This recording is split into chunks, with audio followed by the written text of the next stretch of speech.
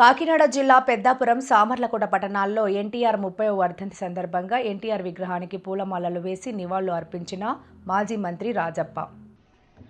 అనంతరం వృద్ధులకు దుప్పట్లు పంపిణీ చేశారు. పెద్దాపురం ఎమ్మెల్యే నిమ్మకాయల చినరాజప్ప, టీడీపీ రాష్ట్ర కార్యదర్శి రాజా సూరిబాబు రాజు, టీడీపీ జిల్లా ఉపాధ్యక్షుడు నిమ్మకాయల రంగనాగ, సామర్లకోట తెలుగుదేశం పార్టీ అధ్యక్షులు బడుగు శ్రీకాంత్ గౌడ్, అడబాల కుమారస్వామి, పెద్దాపురం తెలుగుదేశం పట్టణ అధ్యక్షులు రంది సత్యనారాయణ, కాకినాడ రామారావు, నూనె రామారావు, టీడీపీ నాయకులు, కార్యకర్తలు అధిక సంఖ్యలో పాల్గొన్నారు. ఈ సందర్భంగా ఆమె మాట్లాడుతూ వలసపాకుల గ్రామం ధనలక్ష్మి ఫంక్షన్ హాల్ ఆపోజిట్ రోడ్లో సిమెంట్ రోడ్లు వేశారు, కానీ డ్రైన్లు వేయకపోవడంతో తీవ్ర ఇబ్బందులు పడుతున్నామని, తరచూ రోడ్డుపైన మురుగునీరు మోకాల లోతు ప్రవహించడంతో ప్రజలు తీవ్ర ఇబ్బందులు పడుతున్నామని, రోగాల బారిన పడి ఆసుపత్రి పాలవుతున్నామని, చిన్నపిల్లలు స్కూల్కి వెళ్లేటప్పుడు ప్రమాదాలు జరుగుతున్నాయని ఆవేదన వ్యక్తం చేశారు. ఇప్పటికైనా సంబంధిత అధికారులు స్పందించి రోడ్డు పోయినా నీరు పోయే చర్యలు తీసుకొని శాశ్వత పరిష్కారంగా డ్రైన్లు ఏర్పాటు చేయాలని వేడుకున్నారు.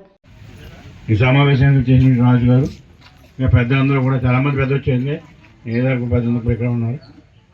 ఏదో ఒక మంచి కార్యక్రమం జరుగుతుంది, ఎన్టీ రామారావు వర్ధంతి. ఈ కార్యక్రమం అందరూ పాల్గొనాలని చెప్పి పెద్దలు వచ్చారు. మీ అందరూ కూడా రావడం చాలా సంతోషం. ఎందుకంటే ఇవాళ ఎన్టీ రామారావు గారు ఒక వ్యక్తిగత శక్తి.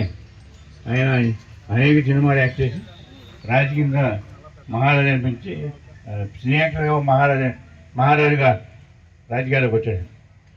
ఆయన సినిమాలు యాక్ట్ చేసినప్పుడు కృష్ణుడు, రాముడు యాక్ట్ చేస్తే నిజంగా రాముడు ఎలాగ ఉంటాడా, కృష్ణుడు ఎలాగ అంటాడు, బయట పోలి కూడా అదే పోలుతూ ఉంది.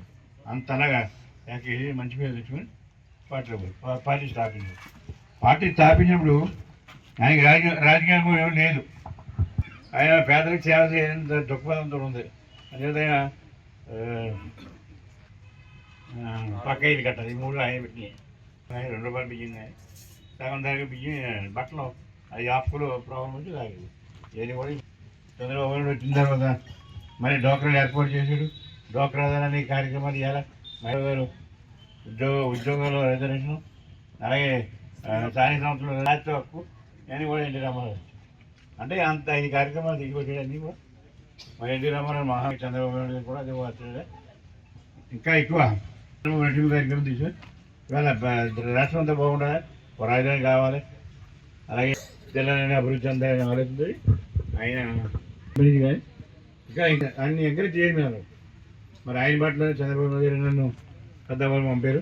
నేను వచ్చిన నుంచి కూడా మీకు అందుబాటులో ఉండి ఇవన్నీ పోలేని కూడా చేస్తాను. చూస్తున్నాను కనపడే అన్నీ కూడా ఇవన్నీ బిల్డింగ్లు నేనే కట్టాను, రోడ్లు నేనే వేసాను.